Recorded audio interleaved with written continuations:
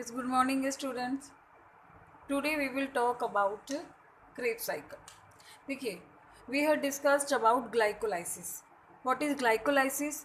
Breakdown of glucose into two molecules of pyruvic acid. That is called glycolysis. Student, this line memorize many times. What is glycolysis? Breakdown of glucose into two molecules of pyruvic acid. हमने वो पढ़ा glycolysis कहाँ होता है, that present in cytoplasm, और इसमें कोई oxygen require नहीं थी और उसमें ना ही कोई CO2 इवॉल्व हुई. क्या हुआ, ग्लूकोज से सिंपल बना pyruvic acid. Then pyruvic acid कहाँ जाता है, देखिए ये पायरुविक एसिड फॉर्म हुआ cytoplasm, that is independent of oxygen reaction. जो glycolysis था, that does not require any oxygen. This pyruvic acid enters mitochondria.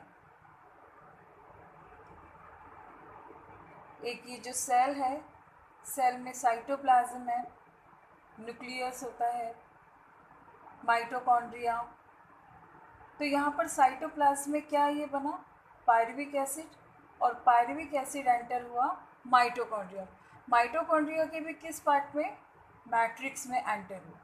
अब वहाँ पर पायरुविक एसिड जो है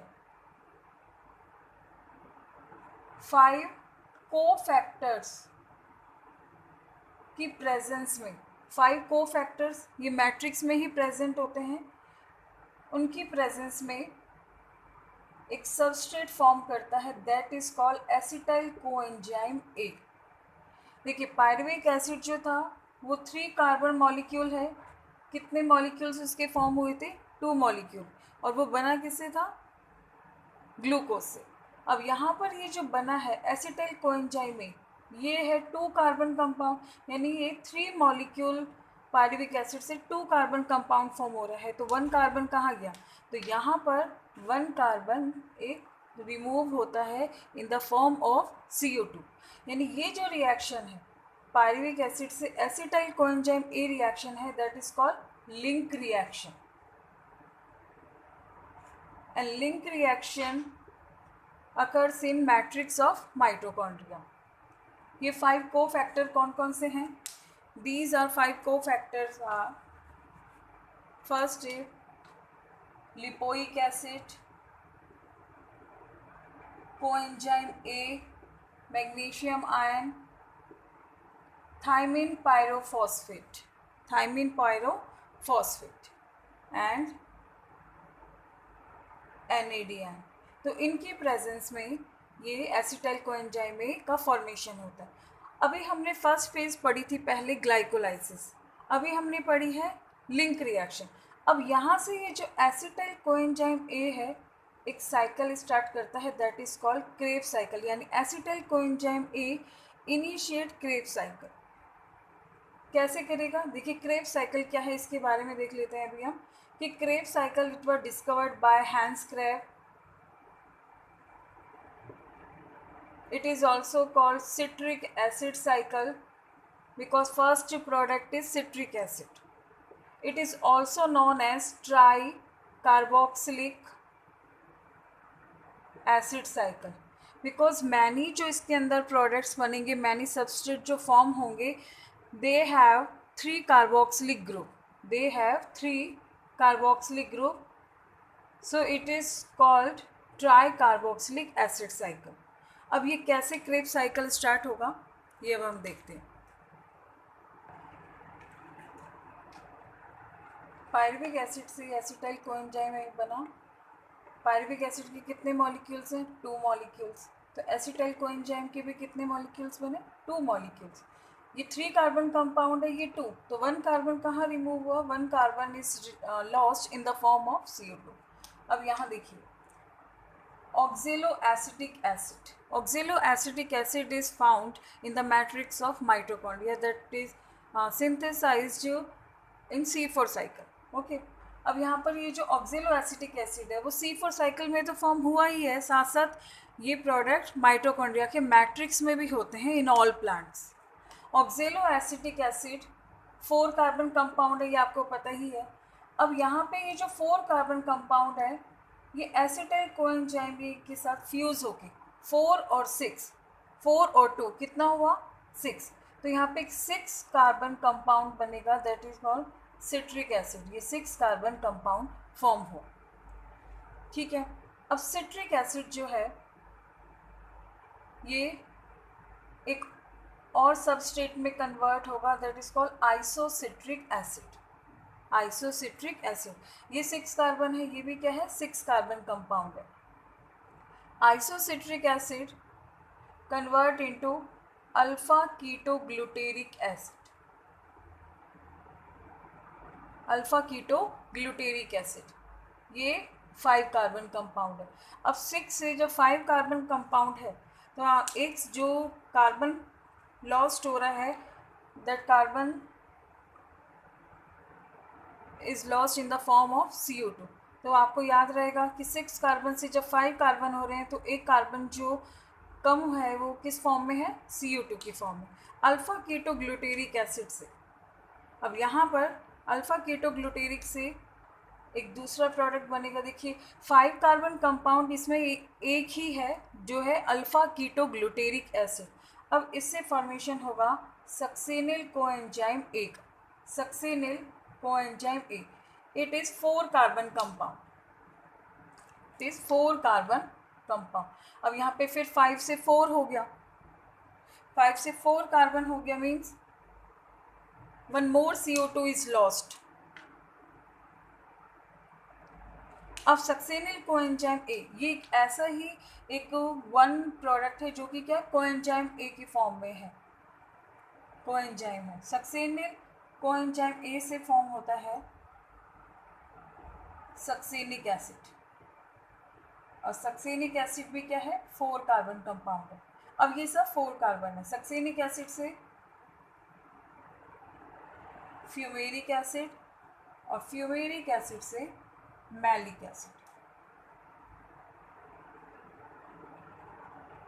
और मैलिक एसिड से किसका फॉर्मेशन हो रहा है, ऑक्जेलो एसिटिक एसिड। एंजाइम हम एक साथ ही लर्न करेंगे। देखो स्टूडेंट, एसिटाइल कोएंजाइम में साइटोप्लाज्म से माइटोकॉन्ड्रिया में पायरुविक एसिड एंटर हुआ माइटोकॉन्ड्रिया में, और उसमें एसिटाइल कोएंजाइम ए का फॉर्मेशन हुआ। कितने मॉलिक्यूल्स, 2 मॉलिक्यूल्स। तो यहाँ पे भी 2 मॉलिक्यूल्स ऑफ ईच यहाँ पर सबस्ट्रेट के हैं। ऑक्जेलो acetic acid was present in matrix, they get fused and form citric acid. Citric acid is first product of Krebs cycle.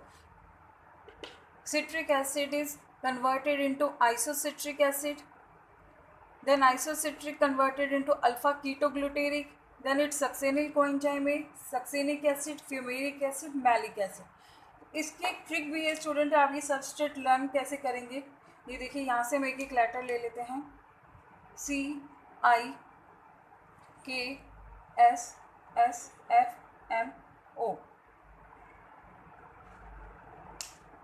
ठीक है। ट्रिक मैं आपको लास्ट में बताती हूँ, पहले हम इसको कंप्लीट कर लेते हैं। ये जो सिट्रिक एसिड है ये किस एंजाइम की प्रेजेंस में आइसोसिट्रिक में कन्वर्ट होता है, दैट इज अकॉनिटेज एंजाइम, अकॉनिटेज एंजाइम। और आइसोसिट्रिक भी अल्फा कीटोग्लूटेरिक में चेंज होता है अकॉनिटेज एंजाइम की प्रेजेंस में, और जहाँ पे भी अकॉनिटेज एंजाइम होगा वहाँ पर आयरन रिक्वायर होगा।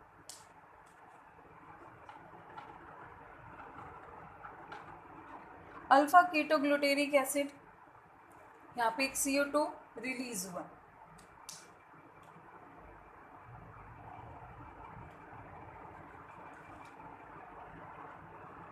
यहाँ पर CO2 के साथ साथ एक मोस्ट इम्पोर्टेंट प्रोडक्ट और रिलीज हुआ है। देखिए NAD से NADH2 का फॉर्मेशन हुआ, यानी एक हाइड्रोजन भी रिमूव होती है, that is received by NAD, और ये NAD क्या बन जाता है NADH2। और जहाँ पे भी NADH2 प्रेजेंट होता है वहाँ पर कौन सा एंजाइम प्रेजेंट होता है, डीहाइड्रोजिनेज एंजाइम। तो हम लिख सकते हैं डीहाइड्रोजिनेज एंजाइम, यानी अल्फा कीटोग्लूटेरिक डीहाइड्रोजिनेज एंजाइम।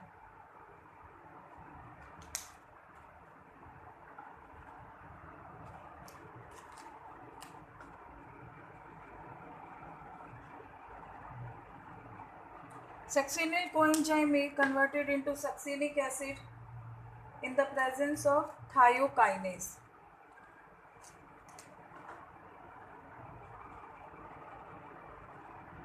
यहाँ पर भी जब सक्सेनिक कोएंजाइम सक्सेनिक एसिड में कन्वर्ट होगा तो यहाँ पर भी एक GTP का फॉर्मेशन होगा, और GTP का फॉर्मेशन किससे हुआ है?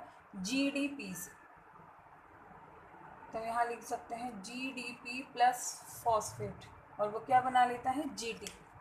फिर सक्सेनिक एसिड फ्यूमेरिक एसिड में चेंज हुआ। जहाँ पर भी फ्यूमेरिक एसिड आएगा उससे पहले आपको याद रखना है कि FAD का फॉर्मेशन होगा। FAD ये सब कोएंजाइम्स हैं जो किस में प्रेजेंट होते हैं? मैट्रिक्स में, माइटोकॉन्ड्रिया की मैट्रिक्स में प्रेजेंट होते हैं। फ्यूमेरिक एसिड यहाँ पर ये सब 4 कार्बन कंपाउंड है। Fumaric acid will be converted into malic acid.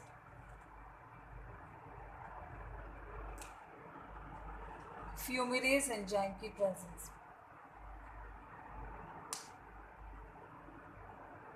और मैलिक एसिड जब कन्वर्ट होगा ऑक्जेलो एसिटिक एसिड में तो यहाँ पे भी